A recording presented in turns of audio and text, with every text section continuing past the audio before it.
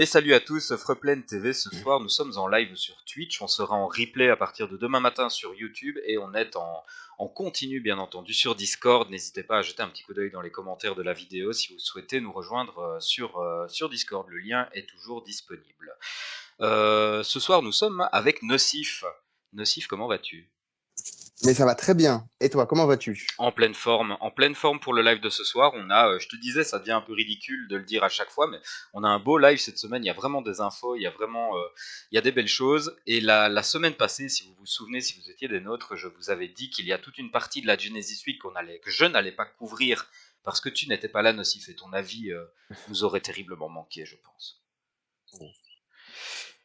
Donc, pour Donc, je commencer, suis là. ben voilà, pour commencer ce live, en tout cas, petite précaution d'usage qu'on fait maintenant à chaque fois. Rien de tout ce qu'on dit dans ce live ne constitue des conseils en investissement. Donc, prenez simplement vos décisions vous-même. Nous, on ne fait que vous relayer de l'information. Au menu de ce soir, on aura, comme d'habitude, les news en vrac. On aura l'analyse de cette interview de Dirk Lewis qui nous parle de l'économie de Plend. On va parler du portail NFT, il y a eu des belles annonces de ce côté-là, donc on va vous expliquer un peu tout ça, et on va quand même parler un petit peu de cette expansion de Sao Paulo. Mais je te propose qu'on commence immédiatement par les news en vrac, avec Nocif, cette chouette petite vue. De quoi s'agit-il? Qu'est-ce que c'est?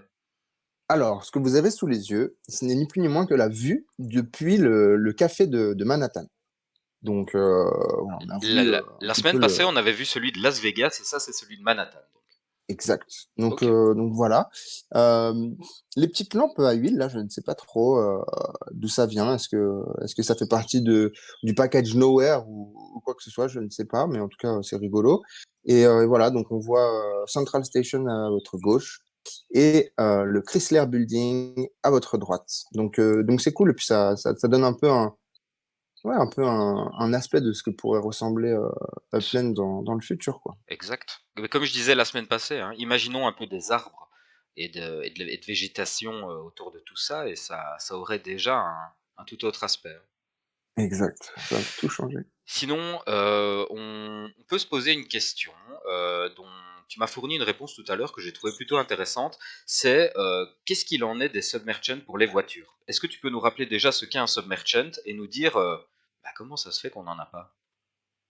Alors, donc les submerchants, c'est la fonctionnalité Upland qui permet à une personne qui ne détient pas de MetaVenture de pouvoir lister un de ses items dans n'importe quelle MetaVenture tant que le propriétaire accepte le produit, on va dire. Donc voilà, donc c'est viable pour quasiment toutes les MetaVentures aujourd'hui, sauf pour tout ce qui va être donc les car shops et potentiellement pour ce qui est des maps assets, je pense. Je veux pas dire de bêtises, mais comme je me rends compte que c'est le même souci, a priori, s'ils n'ont pas réussi à régler un, ils vont pas réussir à régler l'autre. Donc Mhm. en fait, voilà, il y a un petit problème au niveau du développement, c'est qu'ils ont encore des soucis à voilà, réserver en fait des places parce que du coup, quand C'est un vous problème listez ou un c'est une list, contrainte?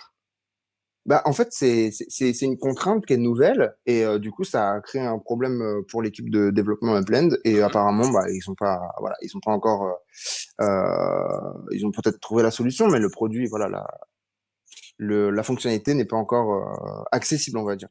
Donc ça pose quand même pas mal de problèmes à toutes les personnes qui détiennent des shops de voitures. Hein, c'est quand même une grosse partie du volume, hein, les submerchants, hein, pour les autres shops. Donc voilà, on attend ça avec impatience et on savait pas trop pourquoi on était laissé pour compte depuis tout ce temps. Et voilà, il y a eu un petit update là et qui stipule que voilà, vu que la fonctionnalité est nouvelle en fait, bah du coup ils bossent là-dessus et ça sortira. Bah, quand ça sortira. On n'a pas de timeline pour ça. Ok, ben écoute, mis à part les submerchants, on a surtout vu une invasion de canards arriver sur Upland. Alors on a des canards un peu de toutes sortes en bloc explorer que je trouve plutôt marrant. Et alors déjà nocif, ça vient d'où? Est-ce qu'on sait clairement d'où ça vient? Et alors, moi j'ai eu vent d'une rumeur qui dirait qu'en fait c'est par rapport au Thrifty Trader, C'est ce que j'ai entendu donc de également. la Genesis Week potentiellement. Donc comme il y aurait eu des petits pépins au niveau de la comptabilisation, tout ça, peut-être ce sera voilà un petit Dédommagement. cadeau, un petit dédommagement. En revanche, il y a eu un post Twitter aujourd'hui qui, voilà, avec un gros canard et qui dit que le quakening est en train d'arriver. Et je me suis renseigné un petit peu sur ce que veut dire le quakening en anglais. Et le quakening, c'est un peu comme faire une blague, en fait, quand vous dites que quelque chose va se passer, en fait, ça ne va pas se passer.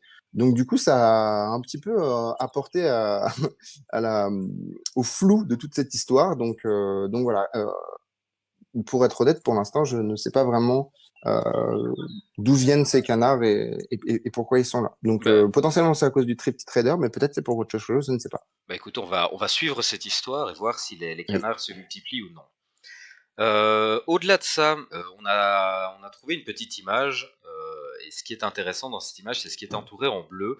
Donc ce serait la seconde fois qu'on nous montre une interface colorée et sur fond noir pour Upland. On vous l'a montré la semaine passée. Là ici, c'est un indice de plus que ça pourrait en effet, on pourrait avoir arrivé une refonte graphique de Upland. Plutôt, Voilà, parce que, plutôt salutaire quand même, hein. ouais, parce que ce qu'on voit là, c'est qu'en fait, c'est un petit peu les icônes qui sont dans notre menu normalement. C'est Donc, ça. ça pourrait être potentiellement le menu qui ressemble à ça. Mhm. D'ailleurs, on vous a montré la semaine passée, non, c'est Oui, oui, j'ai montré le. carrément genre une sorte de fiche technique avec la nouvelle potentielle interface. Et on voit elle se déplie au-dessus de la map, en fait, au-dessus du monde. Donc, je sais pas, ça doit peut-être dézoomer, sortir le menu au-dessus, qui pourrait rajouter une petite dose d'interactivité Exactement. sur ce menu qui est assez triste, hein, on va pas se le cacher. Oui, Il n'est pour pas très l'instant, c'est fonctionnel et assez triste, assez triste. Donc ouais, un petit update à ce niveau-là, ce serait pas mal. exact. Au niveau du neighborhood rating, qu'est-ce qu'on a? Ben, on a le Queen, on a le Howard Beach dans le Queens qui sont premiers pour l'instant, avec Los Angeles, les Century City qui suivent de très très près. En troisième position, on a Monero à Rio et on a en quatrième position Midtown Terrace. Alors je vais pas tous vous les faire, mais je vais m'arrêter à Midtown Terrace pour la simple et bonne raison. Et pour vous montrer ça, je vais passer sur le graphique d'évolution. Pour la simple et bonne raison que si vous regardez le trait, allez, je vais dire en couleur saumon ou je ne sais pas, rose, pâle, enfin je ne sais pas exactement quelle couleur il faut dire. J'espère que vous voyez ma souris ici. Mais en fait, on a Midtown Terrace qui a fait une sacrée poussée ces derniers temps et qui a réussi à se hisser en quatrième place du concours. Donc c'est une belle performance de leur part. Donc si tout se poursuit comme ça, ce serait Howard Beach le prochain ou Century City. À mon avis, ça devrait se jouer entre ces deux-là. Remarque, Monero est pas très loin. Donc voilà, le top 3 est vraiment envisageable pour la prochaine collection du mois prochain. Ensuite, Nocif, on a un gros bâtiment en construction, et ça, je vais te laisser le commenter. C'est toi l'expert en la matière. Oui. Alors, désolé s'il y a du bruit de fond, je vais pas pouvoir le muter. Alors, du coup, ce que vous avez sous les yeux, c'est ni plus ni moins que le fort. Donc, le fort, c'est le quartier général donc, du X, le X NFT. Donc, voilà, ce projet qui est De un jeu FPS. type Call of Duty, ce genre de choses, donc qui arrive sur Upland. Et donc, en fait, ce fort, ça va être l'endroit où... donc, la première phase de ce jeu, ça va vraiment pas être un FPS au final, dans le sens où, à proprement dit, comme un Call of ou quoi que ce soit. Là, ce dont on va avoir accès, en fait, c'est vraiment en fait une sorte d'arcade où il va y avoir plusieurs choses à faire. Donc, il va y avoir un stand de tir, donc ça s'approche du FPS. Mais sinon, le reste, ça va être plutôt en fait des endroits interactifs où il va se passer des choses, type, par exemple, là, il y a un des stades. A priori, ça va être en fait réservé pour des courses de drones, et un autre stade, ça va être pour des duels en fait. Donc, on n'en sait pas vraiment plus, mais voilà, quoi. Pour vous dire, ça va être en fait quand vous allez rentrer. Donc ça, c'est un dev shop, hein, au final. Donc quand vous allez y rentrer, en fait, vous allez vous retrouver donc dans le fort, donc qui réplique en fait, donc sera un endroit virtuel en 3D et qui répliquera en fait exactement ce que vous voyez, et vous pourrez passer d'un stand à un autre pour avoir des activités différentes. Donc voilà, ça a commencé à construire, ça va être prêt dans 10 jours. Donc je pense que voilà, ce sera le début des hostilités juste après, donc super cool, quoi. Et si vous voulez y jeter un petit coup d'œil par vous-même, ça se trouve au 3000 East Pioneer Parkway à Arlington. Exactement. Ouais. Ensuite, écoute, pour rester dans l'optique XNFT, voilà la team XNFT avec Dirk, qui visiblement sont très heureux de prendre cette photo. À mon avis, ils nous préparent du lourd en arrière-plan. Euh, Ouais, c'est un gros jeu. On va et- pas se mentir, a priori, ça ouais, va être un a priori, gros jeu. ça va être un truc sérieux.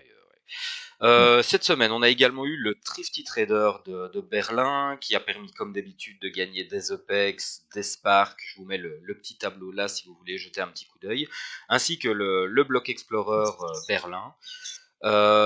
Petite information supplémentaire que j'ai trouvée dans l'article, je vois maintenant que Upland prend la peine de mettre en garde les joueurs concernant les tentatives de fraude et ils nous disent qu'il va y avoir un monitoring assez rapproché des activités des joueurs et qu'ils ne laisseront pas en tout cas des gens abuser du système. Donc ça pour moi c'est un très bon signe.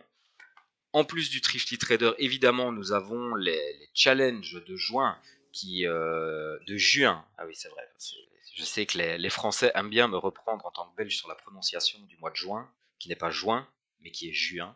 Bref, vous m'avez compris. Je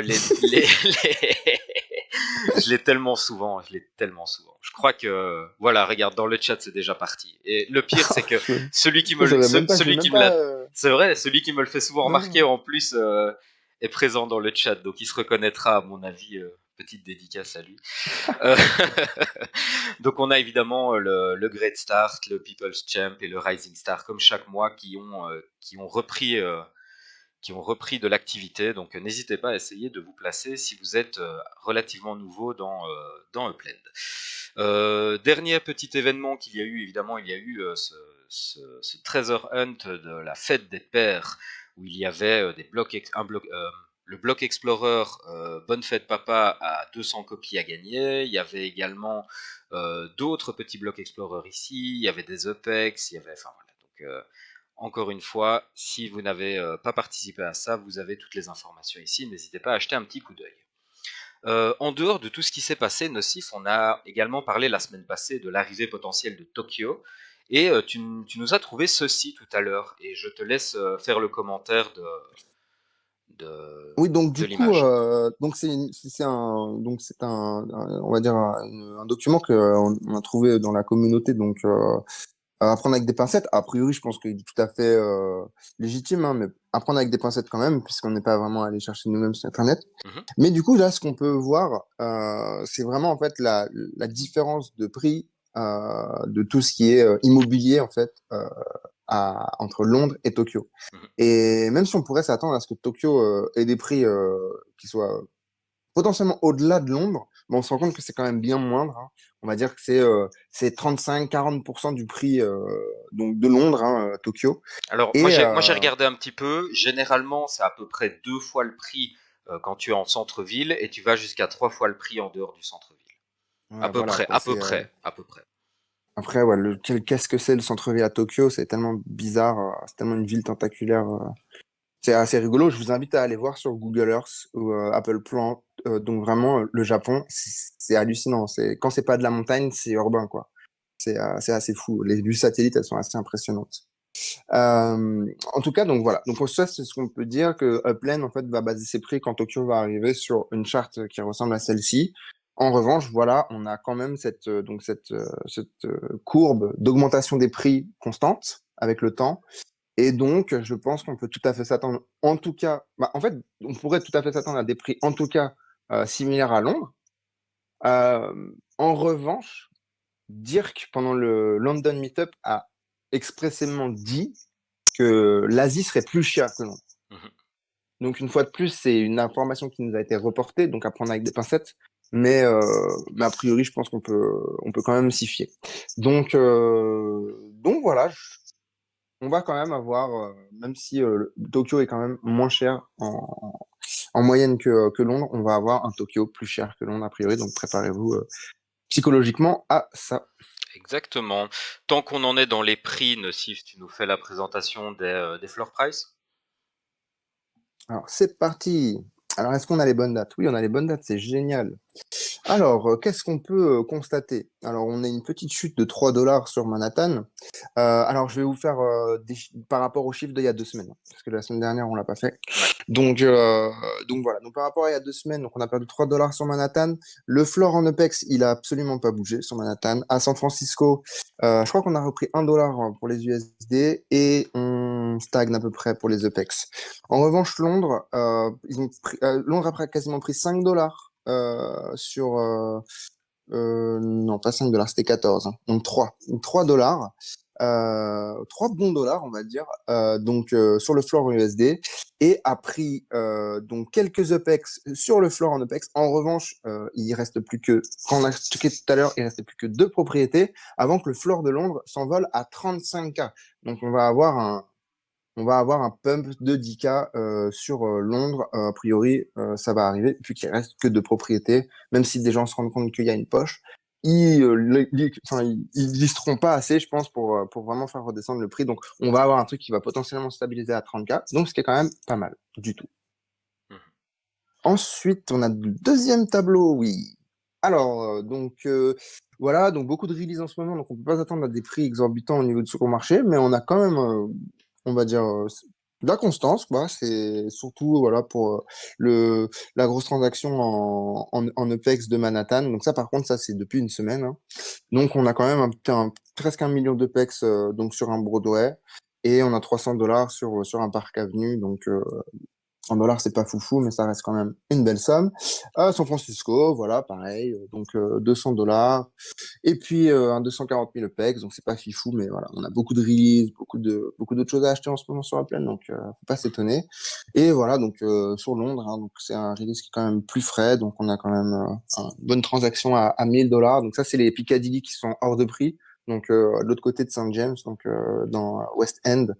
Donc, je crois que là, le 979 dollars, pardon, c'est une transaction under mint, donc pour vous dire, hein. Mhm. Euh, et voilà, on a un Oxford Street, donc qui est une collection rouge aussi, qui est partie à 600K. Ok, Donc, pas mal. pas mal quand même.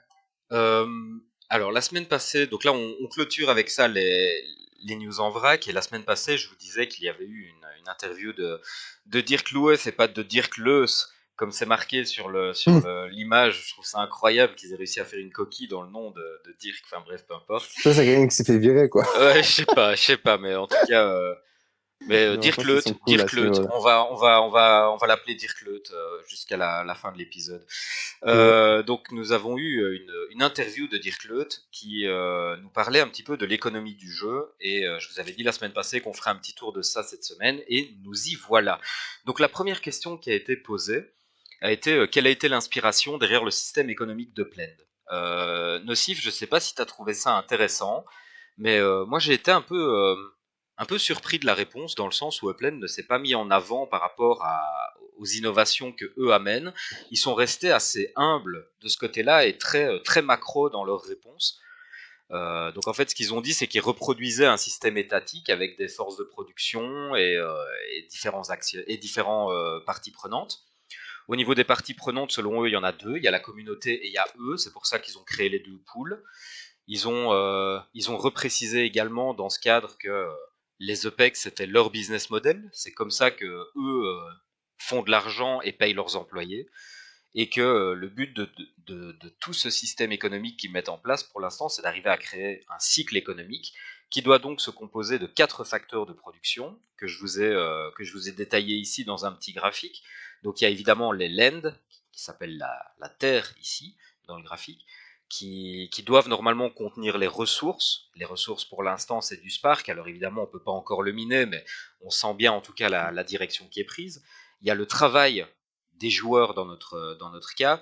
Il y a le capital des joueurs également dans notre cas, à partir du moment où on achète des OPEX et où on injecte du capital dans l'économie.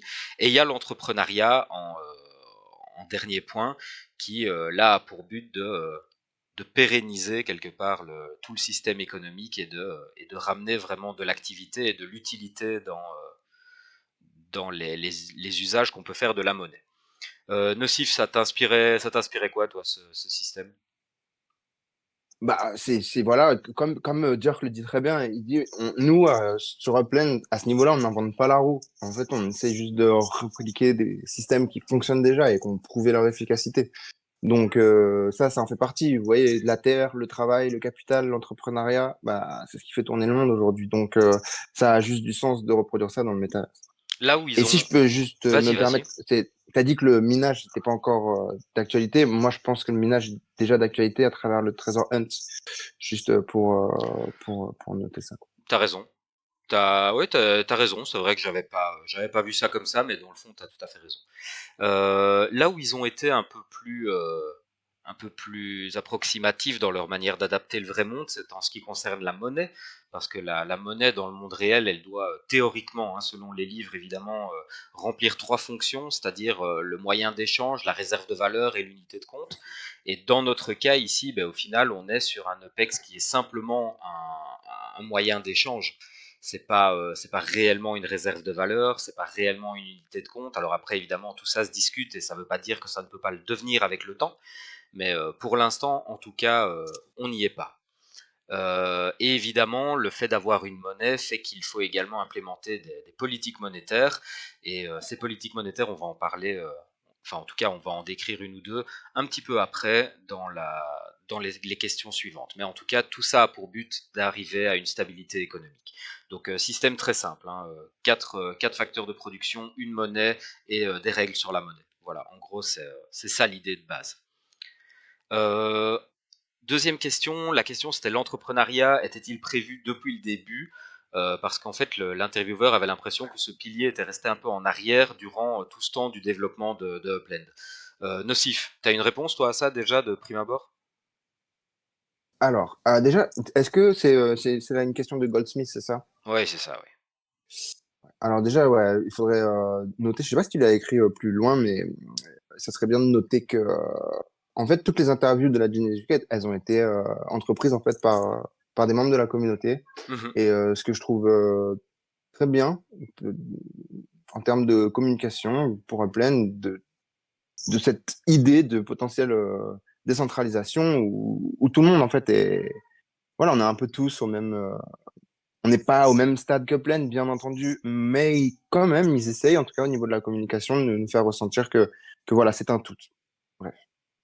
Euh, Bah, du coup, en fait, cette question, bah, on se l'est dit hein, tous les deux, elle est un peu stupide, Ben, pas stupide, mais puisque un peu basique par rapport au restant des questions en fait. J'ai du mal à comprendre qu'un vieux joueur comme ça puisse ne pas je pense que c'est une question voir. qui vient de la communauté, c'est une Peut-être, question peut-être. plutôt, voilà, des gens, mais c'est assez facile de répondre. Déjà, l'entrepreneuriat, tant que la plateforme, enfin, avant que la plateforme atteigne le point où on a vu les premières métaventures arriver, potentiellement, c'était trop tôt parce que il fallait déjà contracter l'économie autour de la propriété et du land.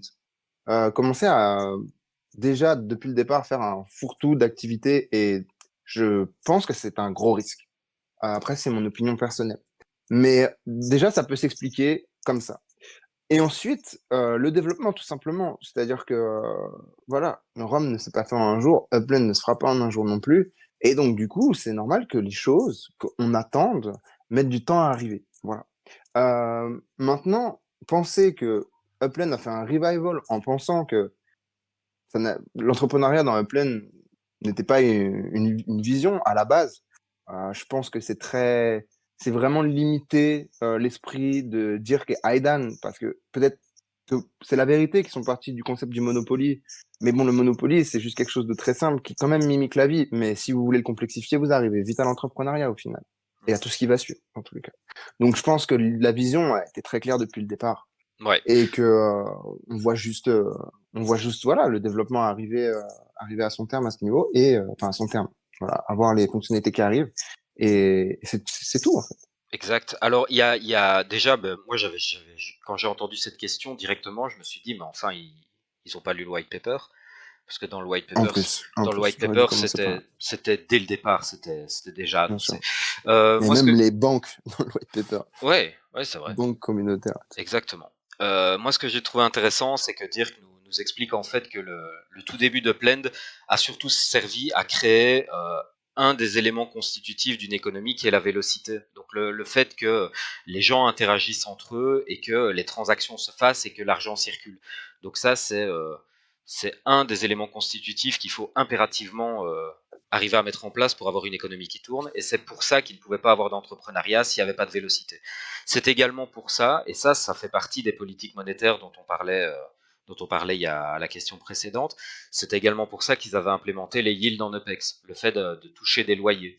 Parce qu'ils savaient qu'il fallait inciter la vélocité, il fallait que les gens puissent gagner un peu des OPEX et les redistribuer après et racheter avec et commencer à faire des échanges pour pouvoir vendre. Parce que au final, avant de vendre quelque chose, il faut l'avoir acheté. Et si on n'a pas d'OPEX, ben, au final, on n'achète rien. Donc on est bloqué. Et ça, ils ont très vite senti ça. Ils ont très vite senti que sans entrepreneuriat, il fallait quelque chose qui compensait ça et qui permettait quand même la vélocité. Donc ça, très intéressant. Très intéressant également d'entendre parler des OPEX, des yields, pardon, parce que on vous en a déjà parlé et ça a été confirmé là ici. Ce sont des politiques monétaires, les yields. Donc ça veut dire qu'elles sont adaptables, ça veut dire qu'elles vont bouger en fonction des nécessités. Pour l'instant, clairement, la nécessité n'est pas à remonter les yields. Bien loin de là, on est dans une phase de développement où il y a de plus en plus d'entrepreneuriat, où il y a de plus en plus de produits à consommer, de produits à échanger. Ça continue à arriver ponctuellement. Donc les yields ne peuvent aller que vers le bas. Donc si vous avez une stratégie qui est basée sur le yield, je vous invite à bien réfléchir à ça. Peut-être que j'ai tort, mais peut-être que vous voyez quelque chose que je ne vois pas. Mais en tout cas, basez vos stratégies sur le yield avant de très très gros niveaux de jeu. Ben, c'est peut-être pas le meilleur des plans. Ouais. Et puis, Je t'écoute. ce qu'on peut se dire, c'est que quand vous voyez la décorrélation du prix de l'UPEX par rapport au prix euh, qui est vendu dans le store, donc vous voyez que l'UPEX se trade quand même bien en dessous du 1 $, on va dire. Et en fait, ceci est grandement la cause, enfin le, oui, la cause, non, non, le résultat en fait de justement en fait toutes ces yields, puisqu'en fin de compte c'est de l'argent, euh, on va dire, qui sort d'un chapeau magique un petit peu, et donc qui rajoute donc dans tout ce qui est liquidité, et forcément comme c'est de l'argent qui n'a pas été en fin de compte un- acheté à hauteur de 1 $, vu que c'est de l'argent c'est du bonus en fait, et bien, du coup, forcément, il y a cet effet de la personne qui va avoir ce cash flow, va potentiellement dévaluer, en fait. Si par exemple, une personne achète une propriété que avec ses yields, elle va potentiellement se dire, mais c'est quand même du bonus et je peux sacrifier le prix pour avoir du profit. Donc, donc on voit à la longue que ça commence à vraiment peser sur l'économie. Et donc, quand vous verrez donc ce nouvel update qui va potentiellement descendre les yields, ne soyez pas trop en colère contre Plaine parce que au final, sur du moyen terme, ça nous récompense. Mhm. Ça va potentiellement recontracter l'économie, enfin recontracter voilà, le rate entre le PEX et le dollar. Et après, il faut pas s'attendre non plus à une diminution ultra brutale. Drastique. Non, à mon avis, ça va être incrémental. On l'a vu, la première diminution. Alors, ne me prenez pas trop au mot sur les chiffres, mais je pense que c'est passé de 17,4 à 14,7. C'est ça? Je pourrais De pas te dire. 17, de 17,3 à 14,7, je crois, me semble-t-il. Non. Donc Avant c'est pas une le diminution. dénominateur, c'était 69, c'est passé à 83. Donc, si vous voulez faire les calculs, donc voilà, la différence, elle est là, si vous voulez la calculer. Ok. Question suivante. Il y a eu la question du donc les métaventures et les dev shops arrivent en quantité. Que peut-on dire de ce changement qui arrive dans Upland? Va-t-il y avoir une captation des EPEX par les entrepreneurs? Selon Dirk Leut, il n'y a pas vraiment de question de captation des EPEX par les entrepreneurs. Pour eux, la ligne de fond, c'est tant que les business utilisent l'EPEX comme monnaie, ça renforce l'écosystème. Je suis plutôt d'accord avec ça et je trouve que quand on met ça à la lumière des buybacks dont on avait parlé, tu sais, dans ce projet UDN, là, UDN Pro, ils avaient proposé de racheter des backs de PEX à des entrepreneurs, ben, au final, ça maintient les OPEX dans l'écosystème, ça permet certes d'avoir de l'argent qui sort, mais ça c'est normal, mais les OPEX restent en circulation et restent en vase clos, entre guillemets, dans Upland. Donc ça ne fait que créer de l'activité. Et certes, il y a une part des profits générés par cette activité qui est exfiltrée hors du système, mais c'est pas très grave ça. N'oublions pas C'est que pas ça très crée la grave. dépendance. Ça crée la dépendance de toutes ces boîtes qui se greffent sur l'économie pleine. Et surtout, qu'est-ce qu'on aurait comme écosystème s'il n'y avait pas moyen pour un entrepreneur de récupérer ses gains en dollars? Qu'est-ce qu'on serait comme écosystème? On enverrait un signal très négatif, et donc en fait il ne faut pas s'inquiéter du fait que les fonds soient exfiltrés de Blend, il faudrait plutôt s'inquiéter du fait qu'on ne puisse pas en sortir, parce que là ça voudrait dire qu'aucun entrepreneur ne se lancerait dans cet écosystème. Oui, oui, trop de travail pour capitaliser au final. Parce qu'on ne peut pas encore acheter du pain avec le PEX.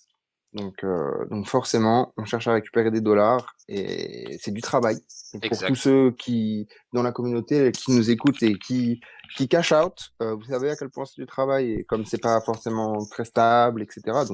Imaginez-vous si vous faites tourner une entreprise qui capitalise sur plusieurs millions de PEX par mois, vous imaginez le boulot pour cash out à travers des propriétés, c'est juste enfin voilà, il Oui, c'est faudrait impossible. être complètement passionné de Upland et de la métaverse pour se lancer dans un tas de projet, mais c'est pas du tout le but. Le but, c'est juste bon, que ce soit accessible comme Internet au final. Donc, Et surtout pour un business, ça demande une gestion abominable, parce que c'est abominable. ça veut dire qu'une grosse partie de ton cash flow est mobilisée et que tu devrais attendre que quelqu'un veuille bien t'acheter ta propriété ou accepter une Ouais, et puis il perte. faut étudier le marché et tout, c'est un enfer.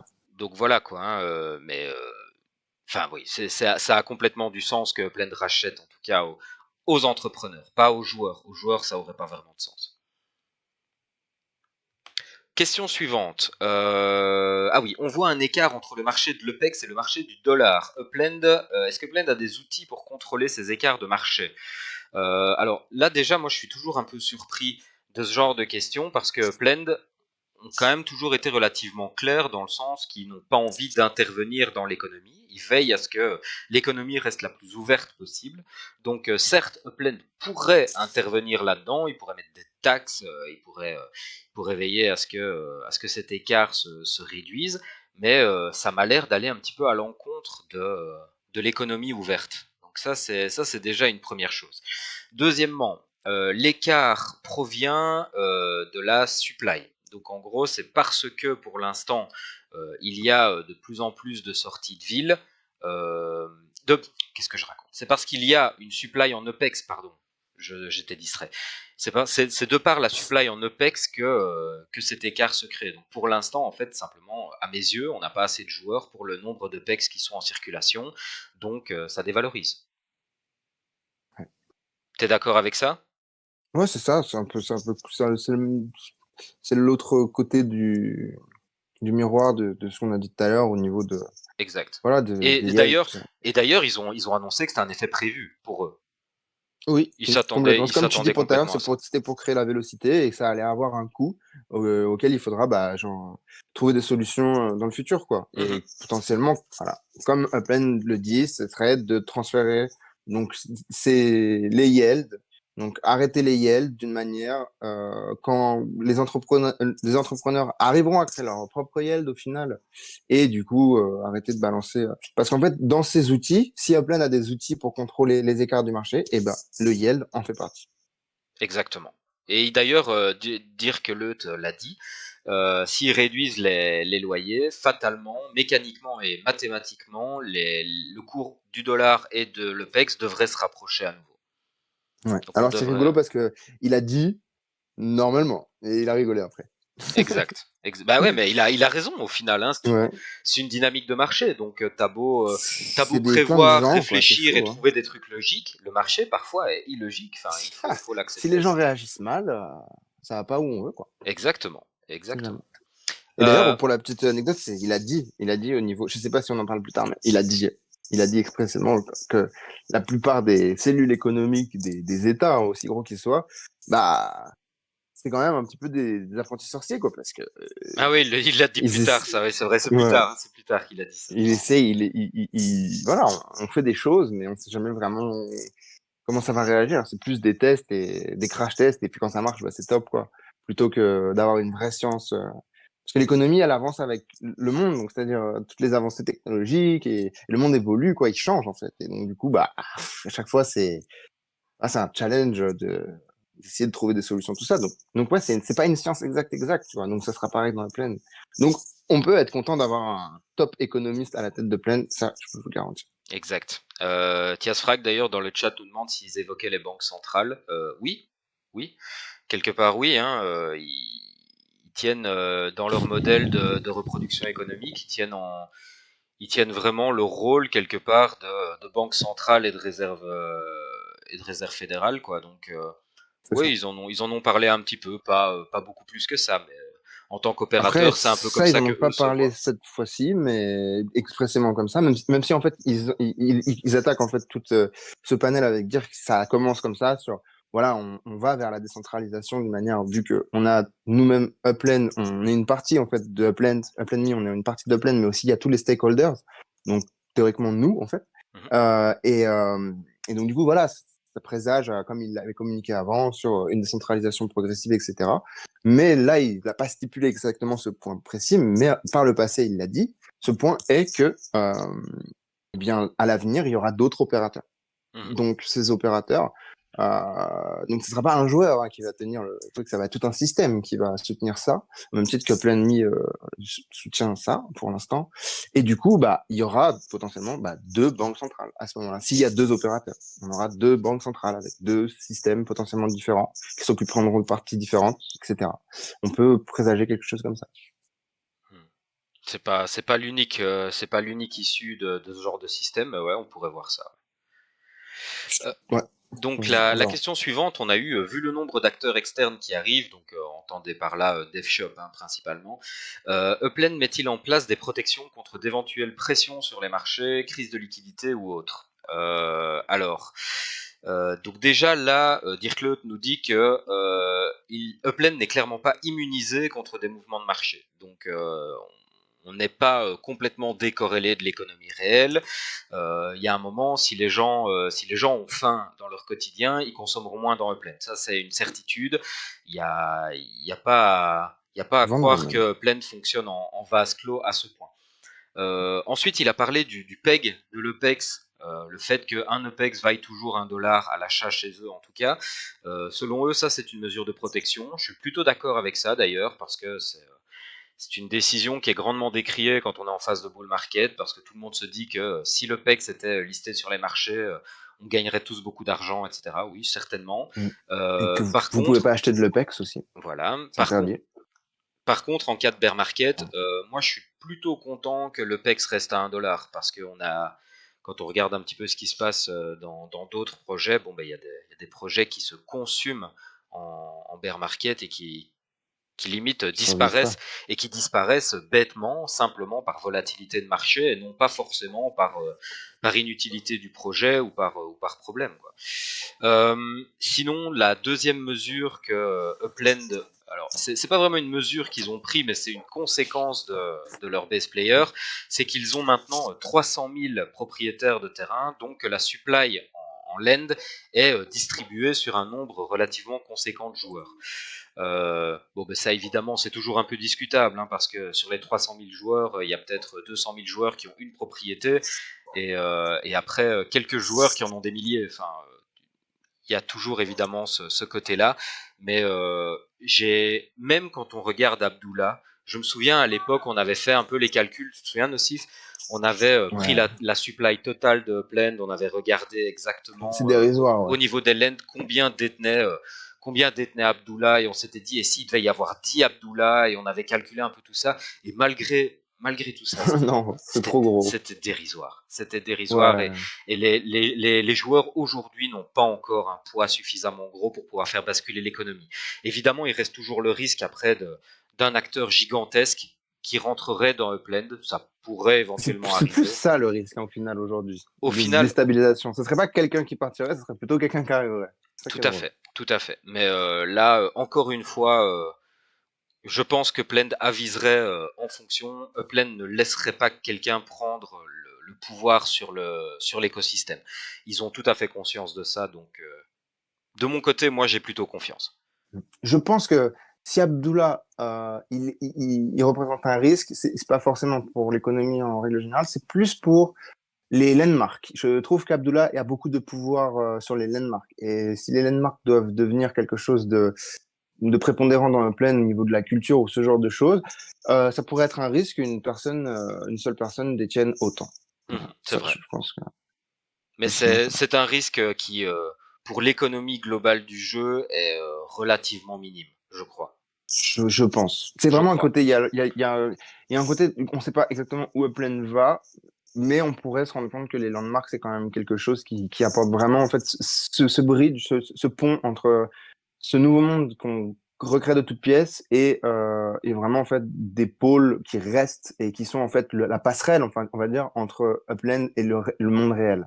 Donc, en termes économiques, non, mais en termes, je sais pas comment on pourrait dire ça, d'infrastructure, peut-être même social ou quelque chose comme ça pourrait être un risque. Mais je suis tout à fait d'accord avec toi que sur l'économie, théoriquement, il y a très peu de risques. Ouais. Mais d'ailleurs, quand la question là ici, la communauté craint parfois qu'un très gros acteur arrive. Donc ça, c'est exactement ce dont on parlait. Et c'est là-dessus, c'est en répondant à ça que Dirk Leut a dit la, la Réserve fédérale et la Banque centrale font toujours comme s'ils maîtrisaient tout, alors qu'en fait, il y a une grande part de maintien des apparences et en arrière-plan, après, faire des petits ajustements, essayer de tweaker par-ci par-là et de voir ce qui marche et d'essayer d'arriver à un équilibre. C'est des questions évidemment très complexes où Mm. il y a énormément de facteurs sur lesquels ils peuvent agir à des petits niveaux comme ça et ajuster. Je pense que il y a pas de formule magique là-dedans. Il y a beaucoup d'expérimentation, il y a beaucoup de réglages fins et essayer d'arriver à un équilibre, mais ça doit être terriblement compliqué. Ouais, ça On doit tu sais, l'être. il y a un peu Et stressant. il y a un peu cette idée qui traîne dans la société aujourd'hui. Je trouve que les banquiers centraux sont des crétins qui font les apprentis sorciers avec la monnaie, etc. Moi, je crois pas du tout ça. Je pense que le métier de C'est très banquier central complexe. doit être horriblement complexe et tu joues avec des variables qui ont un impact colossal. Donc, quand tu es dans des mouvements un peu troublés de l'économie et que tu es obligé de faire des moves un peu drastique pour que les choses se remettent vite, ben, tu arrives vite à des catastrophes et fatalement, tu es la première personne qu'on blâme. Donc, je dis pas que ces gens Mm. sont fantastiques, hein, mais je dis que ça doit pas être évident d'être dans leurs chaussures. Non, on se rend compte de ça sur une si petite plateforme que Plaine est aujourd'hui. Donc, Exactement. imaginez-vous à Avec le l'échelle peu de facteurs d'un qu'on est, continent. on a quand même très peu de facteurs par rapport au monde réel pour l'instant sur Upland Ah avec ouais, lesquels on peut jouer pour c'est ajuster simple en l'économie. fait. Très simple. Donc, ce n'est que Et pourtant normal au complexe déjà. final que l'économie se porte bien sur Upland. Ensuite, on a une question sur la vie. Donc la vie arrive bientôt sur Upland avec le token STEM. Enfin, dans un premier temps, plutôt le Protem. On vous a parlé de ça il y a 2 épisodes. Donc ça veut dire qu'un nouveau marché va s'ouvrir au même titre que lors de l'arrivée du Spark, où on a eu de nouveaux marchés à explorer. Donc ça veut dire que les OPEX vont devoir se partager entre les différents marchés. Quelles sont les prévisions de Blend? Mais les prévisions de Blend, en fait, c'est exactement ça. C'est que les gens commencent à avoir du choix. Et ça, je vous en ai parlé la semaine passée. Le choix, c'est une notion qu'on ne connaît pas encore énormément dans Upland. On est beaucoup à essayer de se profiler sur toutes les sorties. Dès qu'ils vendent quelque chose, on essaye d'en avoir. Voilà, il y a quand même pas mal de joueurs encore. Et quand je dis pas mal de joueurs, il y a peut-être 20 ou 30% des joueurs qui pensent comme ça. Mais c'est beaucoup encore. C'est beaucoup de se dire que 30% de l'intégralité des joueurs d'un jeu ont la possibilité de se positionner sur presque tout. Et c'est pas normal quelque part. Ça ne me paraît pas sain. Donc ça, c'est déjà une première chose qu'on peut remarquer.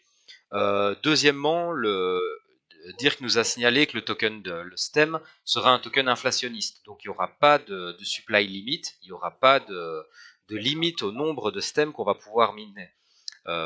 D'ailleurs, les joueurs vont pouvoir le créer, hein, s'ils gèrent correctement leur cheptel et leurs élevages et leur culture ou que sais-je. On devrait retirer normalement plus de STEM que ce qu'on a investi. Donc c'est un token qui est fait pour grandir Mais de plus en plus. de plus en plus. Voilà, exactement. Et donc ça, c'est au niveau des prévisions, ça va représenter évidemment un attrait pour de nouveaux entrants, parce que ça veut dire qu'il y a de nouvelles activités à mener dans Upland, ça veut dire qu'il y a de nouvelles manières de faire de l'argent qui vont s'ouvrir, ça veut dire qu'il y a plus de diversité, qu'il y a diversité d'ailleurs économique, sociale, de jeux, de représentation même sur la map, il va y avoir de nouvelles choses qui vont apparaître, donc tout ça va amener beaucoup de diversité, donc ça c'est vraiment très très bien. D'ailleurs, ça m'a fait marrer parce que Dirk a trouvé comme exemple les fans de Tamagotchi, ça va être un vecteur de rétention pour eux. Oui, oui, oui, ça va sûrement. Enfin, je ne suis pas sûr que les fans de Tamagotchi vont foncer vers Upland et qu'il va y avoir un move, un raz-de-marée dans les Va communautés fans. savoir. Je sais Va pas, savoir. je sais pas, je sais pas. Mais en tout cas, je pense que ajouter du gameplay déjà pour les joueurs existants, ça va conforter la base de joueurs, ça va donner de nouveaux chemins d'exploration à pas mal de joueurs qui peuvent peut-être un peu s'ennuyer parce que les mécaniques sont stables depuis longtemps. Mais en tout cas, ça va donner un peu de fil à retordre aux joueurs qui sont un peu habitués aux mécaniques connues de Upland. Et ça, pour moi, c'est très bien. Ça t'inspire quoi, toi, tout ça, le partage de PEX entre différents marchés, l'arrivée du STEM, qu'est-ce que ça t'inspire tout ça? Ou autre chose, C'est hein, si ça bullish. t'inspire autre chose. C'est bullish. C'est bullish! C'est bullish! On va être riche! Non, blague Hmm. à part, c'est... Non, mais blague à part, c'est qu'en fait, j'ai l'impression que... Comment dire? J'ai l'impression qu'on... Bah, en fait, c'est pas une impression, c'est l'humain, il est comme ça, c'est que tant que les choses, elles sont pas là, on les veut, on les veut, on les veut, et puis une fois qu'elles sont là, elles sont là, quoi. Euh, Essayez de vous remettre un petit peu en arrière et de vous rappeler à l'époque où vous attendiez tout ce genre de fonctionnalités et qui arrive au compte-gouttes sur la plaine. C'est ça, moi, que je remarque. C'est que Upland avance à grands pas. On voudrait que ça avance plus vite, mais ça avance, et c'est ça le principal. mhm, Et même en période, voilà, dans des périodes, on peut appeler des périodes sombres, hein, sur des périodes sombres au niveau des marchés, surtout pour la crypto, tout ça. mhm. Donc voilà, c'est super, c'est super. Exact, exact, exact. Question suivante. Que fait Upland par rapport à la perte de valeur du Spark sur le marché de la location? Le problème vient en partie de l'utilité trop faible des bâtiments et de leur nombre grandissant.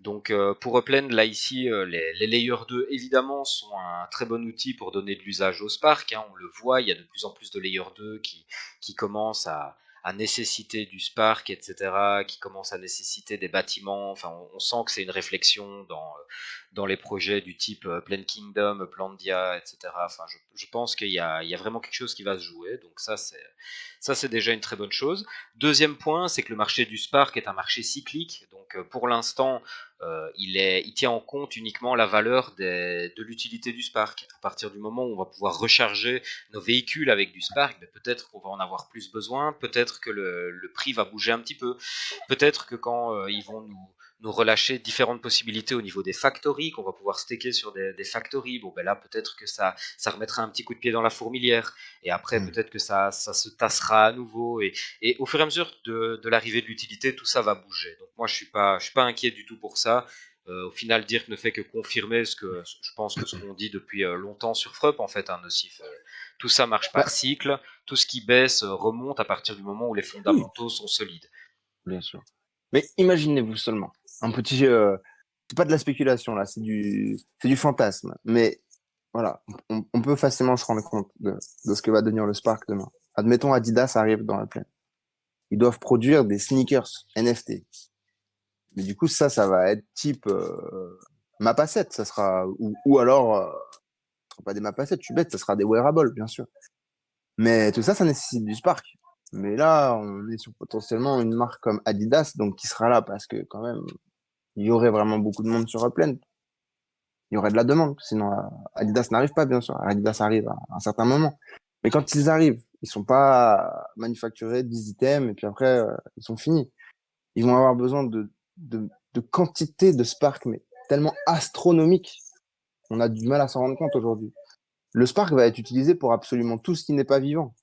Mhm. Donc, euh, donc voilà, c'est aujourd'hui il y a peu d'utilité, on va pas se cacher, mais plus Upland se développe, plus il y aura de features et ces features, il y en aura beaucoup qui nécessiteront du Spark. Donc moi je m'inquiète pas Exact. du tout sur le prix du Spark. Non, non, je pense il faut pas du tout s'inquiéter. On a une question dans le chat d'ailleurs sur les utilités du STEM, quelques idées des éléments vivants à venir. Oui, on a déjà des idées, principalement pour l'instant des animaux.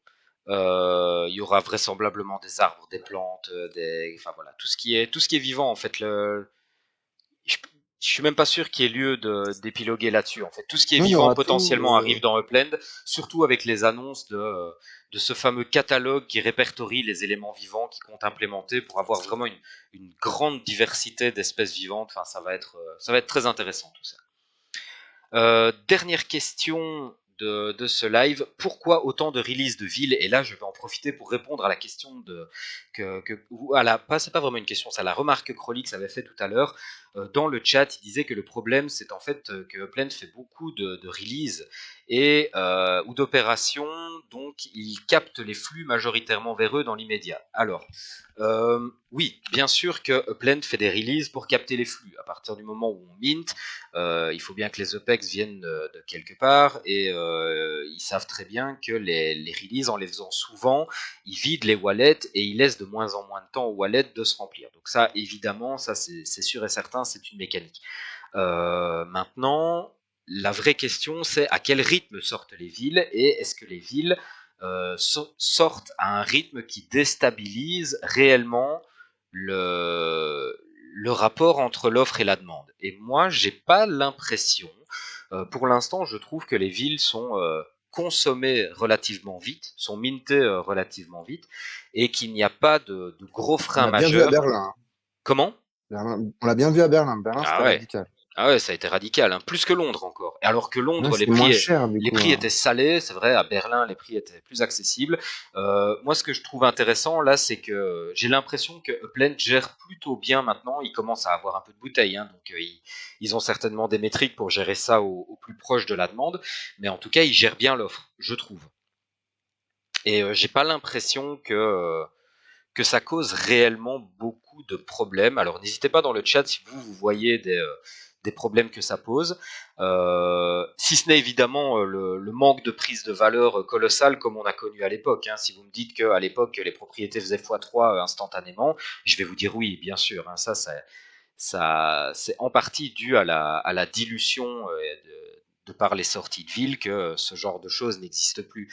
Mais est-ce vraiment une mauvaise chose? Est-ce que c'est un indicateur d'une bonne économie que de voir des prix exploser comme ça et puis après se casser la figure? Je pense pas. Je préfère en tout cas avoir une sortie de ville où on fait 10, 15, 20% de gains en revendant après la sortie, donc des gains plus modestes, même si c'est très discutable au vu de l'économie réelle. 10-15%, c'est déjà très très bien.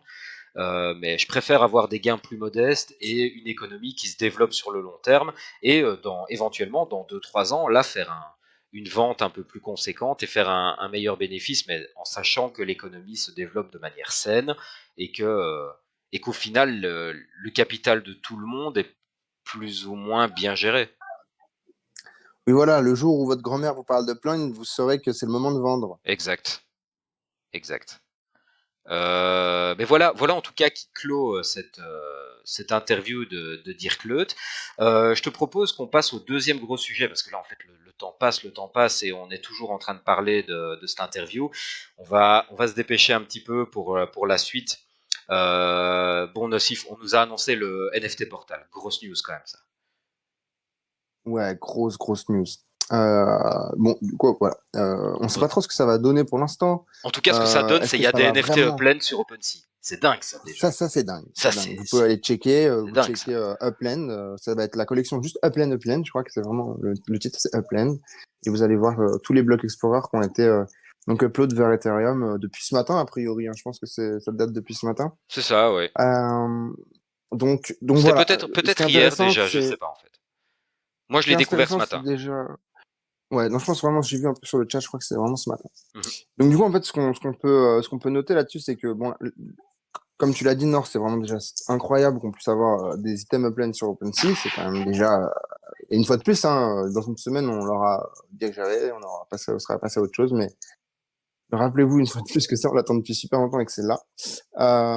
Et en fait, même si cette fonctionnalité, pour moi, elle m'excite pas plus que ça, dans le sens où je trouve que Upland est déjà une très bonne marketplace. Euh, mais ce qui est intéressant, c'est de se dire que donc là, on est sur du wrap, hein, donc c'est un peu Et je technique, vais, c'est je la vais manière dont l'expliquer, je vais l'expliquer juste voilà. après.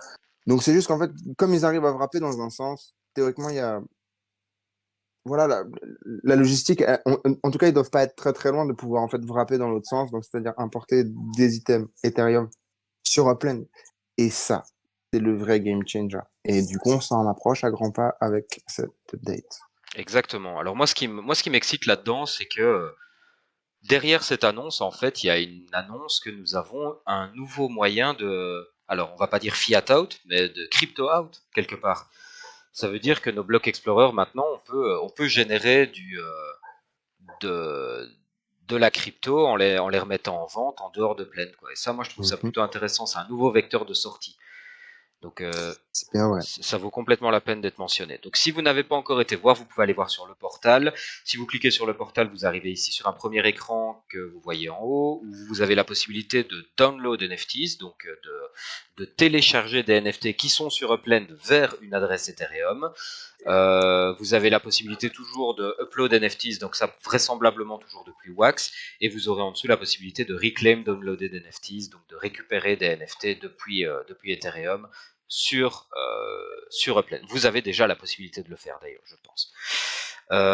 Donc comment ça se passe tout ça? Alors, vous avez toute la procédure qui est écrite en long en large. Je ne sais pas si on a vraiment beaucoup de gens qui sont très crypto-friendly et que ça intéresse, mais je vais quand même vous montrer ça rapidement. Lorsque vous allez sur le portal, vous allez pouvoir définir votre adresse Ethereum. Donc, il va vous demander de taper votre adresse. Vous faites un copier-coller depuis MetaMask ou depuis votre wallet de votre adresse. Vous le rentrez dans le portal. Lorsque vous allez vouloir ensuite transférer un de vos blocs Explorer vers cette adresse, Upland va vous proposer, vous le voyez ici sur l'image à droite, de payer les frais de la blockchain Ethereum grâce à vos UPEX. Alors ce prix est complètement variable et dépend complètement de l'engorgement du réseau. Par exemple, ça c'est une image que toi Nocif tu m'as envoyée tout à l'heure. Donc là on voit qu'on était à 9370 UPEX pour faire l'envoi. Quand je l'ai fait tout à l'heure, moi j'étais à 8310, je pense. Donc on voit clairement que ces frais sont variables. N'oubliez pas, si vous utilisez la plateforme MetaMask, d'aller dans les réglages de sécurité pour activer les API OpenSea, l'autodetect des NFT pour que vous puissiez voir immédiatement vos NFT apparaître dans votre wallet. Une fois que vous aurez validé tout ça, que vous aurez validé le paiement des frais, vous verrez ici sur l'image de gauche, vous verrez apparaître votre NFT dans l'interface d'OpenSea ou dans MetaMask ou peu importe où vous l'avez configuré. Vous verrez il faut tout un temps pour que l'image apparaisse. Donc vous verrez tout d'abord cette icône qui vous dit que le contenu n'est pas disponible. C'est tout à fait normal, ne vous inquiétez pas, ça prend un peu de temps. Et dans Upland, en même temps, vous aurez un petit message qui vous dit que le download est complete. Donc là, moi, j'ai en l'occurrence envoyé ce Block Explorer Genesis vers mon adresse Ethereum pour tenter de le mettre en vente sur OpenSea. Et je vous tiendrai au courant pour voir si ça a très bien fonctionné ou pas.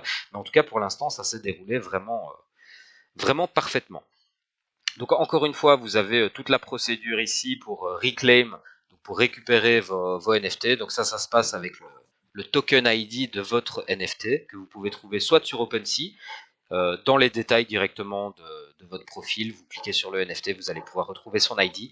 Si vous n'êtes pas inscrit sur OpenSea, il est toujours possible de le faire via Etherscan, qui est un explorer de la blockchain Ethereum, et vous avez toute la procédure qui est détaillée.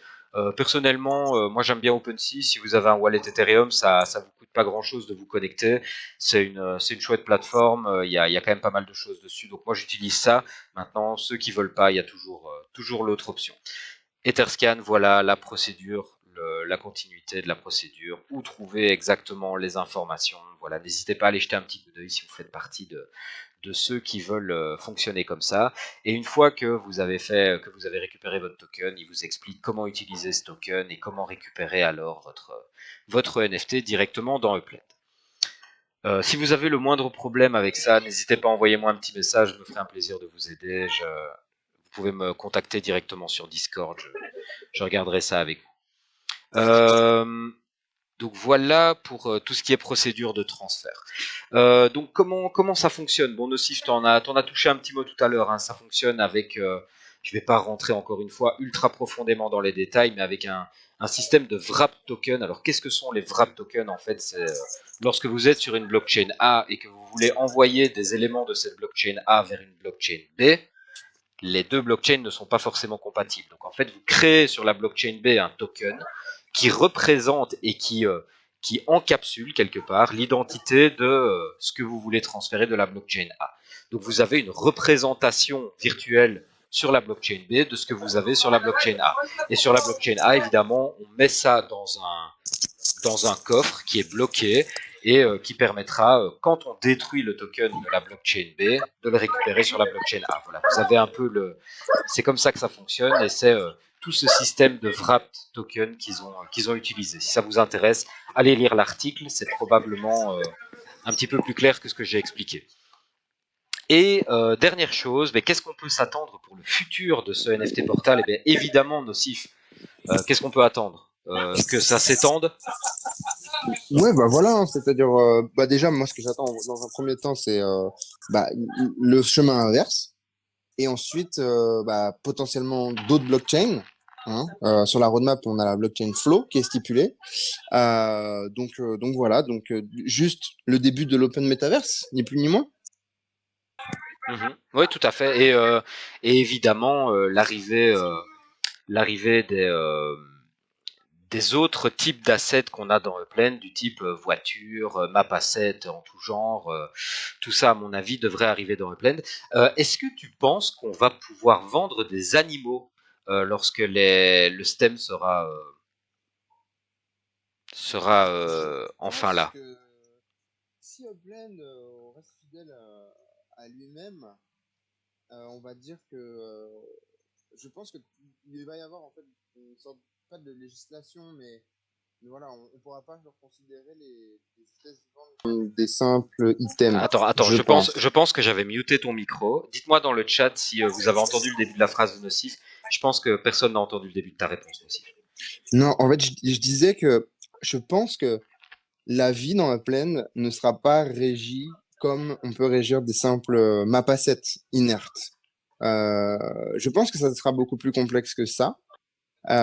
Et donc, du coup, le transfert et ce genre de choses risque d'être beaucoup moins fluide, sera beaucoup moins fluide que tout ce qu'on connaît jusqu'à présent.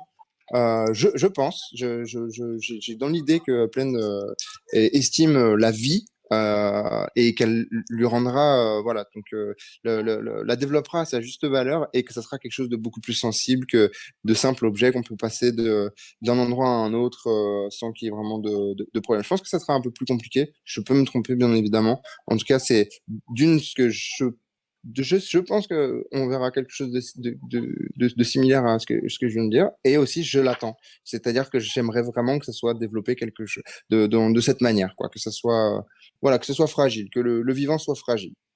On a Tiasfrag qui nous demande si les assets vivants vont être des NFT. Oui, Claire, oui, clairement. c'est clair. Sinon, on peut pas les traquer sur la blockchain, c'est l'enfer. Donc oui, ce sera des NFT. Mhm. Voilà pour toutes ces news sur le NFT portal. Moi, je trouve ça vraiment, vraiment très cool parce que je m'attendais pas à voir cette nouvelle arriver aussitôt. Donc ça, c'est très bien. Après, aussitôt, c'est pas comme si c'était pas sur la roadmap depuis longtemps, mais je ne l'attendais plus vraiment. Ouais. Pour terminer ce live, parce que oui, le temps passe, on a l'expansion de Sao Paulo qui nous a été annoncée. Donc on a déjà eu le premier stress test qui a eu lieu aujourd'hui à 17h, heure française. On aura un lancement effectif de tous les quartiers demain, donc le 22 juin à 17h, heure française également. Et la reveal des collections aura lieu le 29 juin à 17h, heure française toujours. Qu'est-ce qu'on peut dire de cette release? Alors, on peut déjà dire qu'il y aura à peu près 30% de FSA et 32 000 propriétés. Donc un peu plus que ce qu'on a connu pour Londres, par exemple, où, si ma mémoire est bonne, il y avait 19 000 propriétés. Ouais. On aura 7 quartiers avec 7 nouvelles collections, les quartiers sont listés juste ici.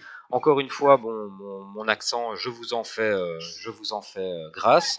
Les choses qu'il y a à signaler, c'est qu'à Bom Retiro, ce sera le quartier du stress test. Bon, ça a été vu aujourd'hui. Interlagos, ce sera le quartier dans lequel il y aura toutes les courses de stock car. Donc, ça peut avoir de l'intérêt si vous souhaitez vous positionner là-dessus. Il y aura également un quartier qui s'appelle Paris, qui sera le quartier de Los Grandes HQ. Est-ce que tu sais de quoi il s'agit, Nocif? Oui, tout à fait. On va dire, je pense qu'ils sont top 5 ou 10 des teams e-sport Exactement. brésiliennes. Donc, c'est un big deal. Exactement. Et là ici, bon, j'ai fait une petite capture. Clairement, ça a l'air d'être une des grosses équipes brésiliennes de e-sport qui a l'air de jouer à Counter-Strike, d'après ce que j'ai vu. Ouais, sur CS, ils sont vachement bien classés. Mhm, Sur LoL, je crois qu'ils sont. Alors, ils ont un autre groupe parce qu'en fait, ils ont une fusion aussi avec un autre groupe qui s'appelle. Non, du coup, non, c'est justement. Ah non, je ne veux pas dire de bêtises. Je crois que c'est. Il y a un autre groupe qui s'appelle One.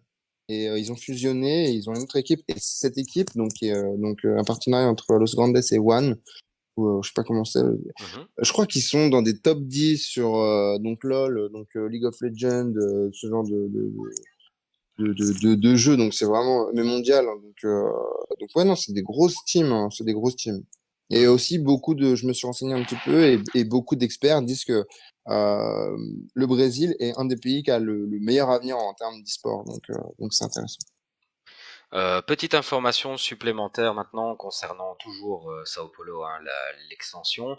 Le stress test aujourd'hui comprenait 4962 propriétés et on était à un prix de base de 186 EPEX par Upsquare. Donc relativement démocratique quand même la sortie d'aujourd'hui. Ouais. Ouais. Alors, donc comme je vous ai dit, le stress test. En participant aujourd'hui, vous aviez l'opportunité de gagner jusqu'à 0,25 Spark. Il y a 5 gagnants qui vont gagner du Spark. Toujours un système de concours avec un nombre d'entrées à gagner. Par rapport au nombre de propriétés que vous allez minter, vous allez gagner des entrées dans le concours. Par rapport au nombre de trésors que vous allez claimer, vous allez gagner des entrées. Si vous faites des sends vers des propriétés du quartier, vous allez gagner des sends, etc. Donc si vous avez participé à ça entre 17h et 17h45 heure française, vous avez la possibilité éventuellement de gagner 0,25 Spark. Toujours sympathique. En ce qui concerne les transports, évidemment, Upland nous a publié la traditionnelle feuille de route pour vous y rendre. Donc, n'hésitez pas à y jeter un petit coup d'œil si vous n'êtes pas encore sur place et si vous devez encore faire le voyage. Et pour terminer, le traditionnel petit tour par le serveur Assassin qui fait toujours des analyses de qualité. On a selon eux une haute spéculation pour la rue Augusta et la rue Oscar Freire. Et on a une spéculation moyenne pour l'Avenida Ipiranga et l'Avenida Docteur Vieira des Carvalho. Ouh là là, ça y est, je deviens espagnol. Au niveau des quartiers, il y a 4 quartiers qui ont été flagués par Assassin comme étant intéressants. Donc il y a Paris, il y a Santa Cecilia, il y a Pineros et il y a Republica. Et tout en bas, vous avez leur spéculation qui n'engage évidemment que, où il y a voilà, Pineros, Santa Cecilia, Paris, Rua Augusta, Rua Oscar Frère, Ave Ipiranga et Avenue Docteur Machin Brol que je vous laisse lire par vous-même. Évidemment, ce n'est en rien un conseil financier, c'est juste leur avis. Mais voilà, ils ont fait leurs recherches. Regardez un peu ce qu'ils ont recherché et voyez si selon vous ça a du sens. On remercie évidemment Tiasfrag dans le chat qui a la gentillesse de me faire remarquer que je ne fais pas la différence entre espagnol et portugais. Il a tout à fait raison de le faire. Il a tout à fait raison de le faire remarquer. Et voilà. Sinon, c'est à peu près ce qui clôt notre épisode de ce soir. On n'a plus rien à vous dire. C'était le dernier sujet. Est-ce qu'il y a des questions J'espère que dans la le chat? communauté brésilienne ne nous écoute pas. Exactement. Et Tiasfrag qui en remet une couche sur mon dos en disant que je ne connaisse pas le foot, c'est une chose. Mais là, quand même, il a pas tort. Il a pas tort. Ouais, mais en même temps, c'est la fin du live, C'est la fin du il y a une petite live. erreur, enfin, ça, Il fait beaucoup trop chaud ici. Je suis en accablé par la plus, température. Il est 22h15. J'ai, euh, j'ai pas mangé à ma faim.